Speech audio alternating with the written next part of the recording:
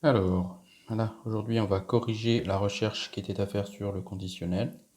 Donc il fallait conjuguer des verbes au conditionnel présent et au conditionnel passé. Alors on va d'abord jeter un coup d'œil à la première partie de la leçon de la page 305. Leçon qui nous donnait d'abord une définition. Le conditionnel est un mode qui évoque des actions incertaines ou non accomplies. Il possède deux temps, le présent et le passé. Alors, le présent du conditionnel, comment est-il formé? Eh bien, le présent du conditionnel reprend le radical employé au futur et les terminaisons de l'imparfait. On va regarder ça tout de suite ici. Présent du conditionnel, vous avez j'aimerais, tu finirais, il serait, nous pourrions. Et donc, à chaque fois, on vérifie qu'on a bien le radical du futur, puisque dessus, on a le même verbe conjugué au futur. Et on voit le radical ici, par exemple, aimer, aimer, donc nous avons la même chose. Ici, finir, nous avons le même radical, serait le même radical, etc. Les terminaisons, maintenant, j'aimerais, AIS, tu finirais, AIS. Hein. Alors, on remarque le futur, tu finiras, vous voyez bien la différence ici. Hein. Il serait AIT, nous pourrions IONS, et donc on aurait ici vous pourriez IEZ, il pourrait AIENT. Donc on retient ça, présent du conditionnel, le radical du futur, plus les terminaisons de l'imparfait. Le passé du conditionnel, c'est un temps composé. Donc, comme tous les temps composés, il est formé d'un auxiliaire et d'un participe passé. L'auxiliaire, il est au présent du conditionnel, donc au temps simple qui lui correspond. Hein. Donc ici, j'aurais aimé, j'aurais, c'est l'auxiliaire avoir, donc au présent du conditionnel. Tu aurais aimé, il aurait aimé, nous aurions aimé, vous auriez aimé, ils auraient, AIENT, aimé, plus le participe passé. J'aurais aimé, tu aurais fini, il aurait été, nous aurions pu. Et donc, on se souvient bien que c'est un temps composé, l'auxiliaire au présent du conditionnel, plus le participe passé qui va suivre donc les règles d'accord et la même façon dont se comportent les verbes dans les temps composés qui est toujours semblable. Alors, conjugaison. Donc, on va regarder ici ce qu'il fallait faire pour aujourd'hui. Conjuguer les verbes entre parenthèses au présent du conditionnel. Si Monsieur Jourdain était noble, il, verbe assister, eh bien, il assisterait au lever du roi.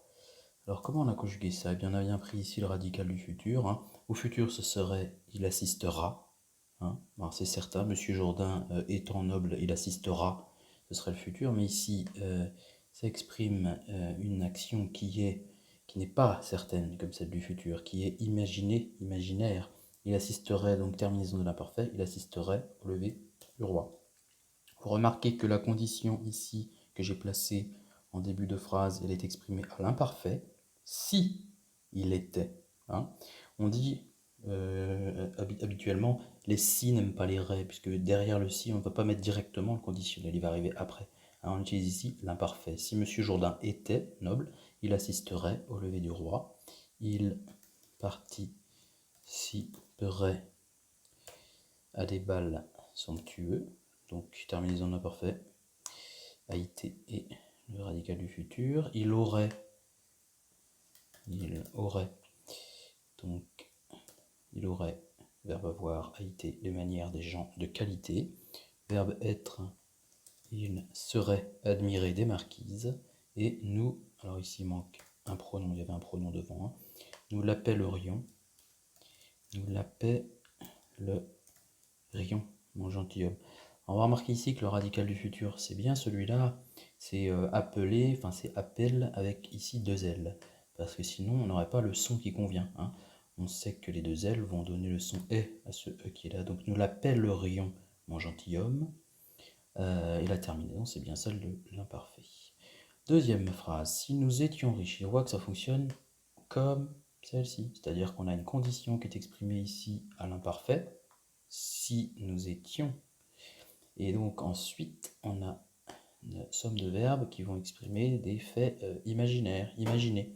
Nous achèterions. Alors ici, même chose, le radical n'est pas tout à fait celui qui correspond à la forme de l'infinitif.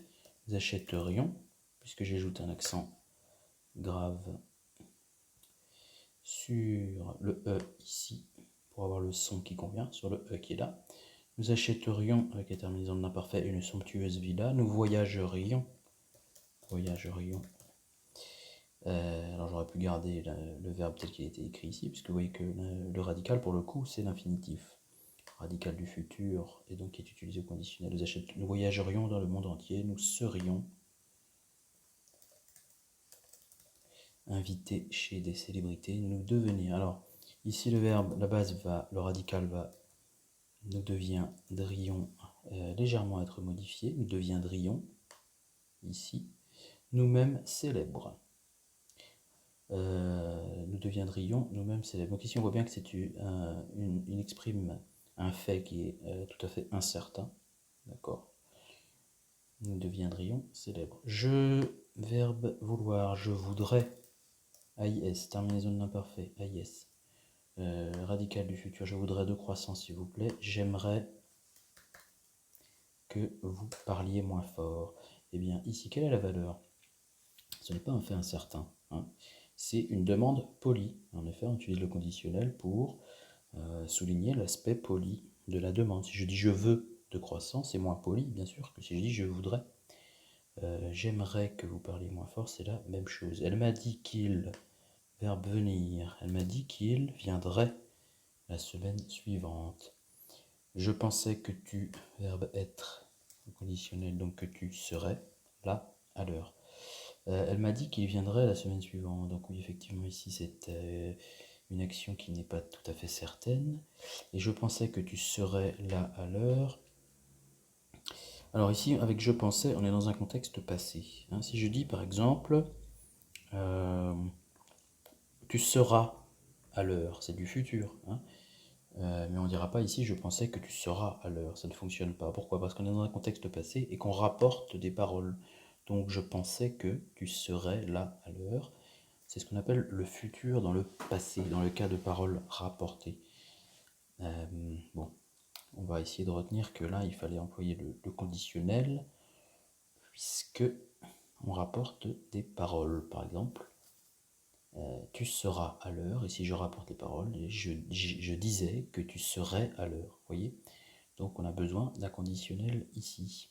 Si Monsieur Jourdain, alors ici on a la deuxième partie de la recherche qui porte sur le conditionnel passé. Et j'avais écrit ici, rappel, c'est un temps composé. Donc si Monsieur Jourdain avait été noble, ce sont les mêmes phrases. Les modifier la phrase, excusez-moi, parce que là, s'il avait été noble, donc on n'a plus l'imparfait. Si Monsieur Jourdain était, c'était l'imparfait. Là, s'il avait été.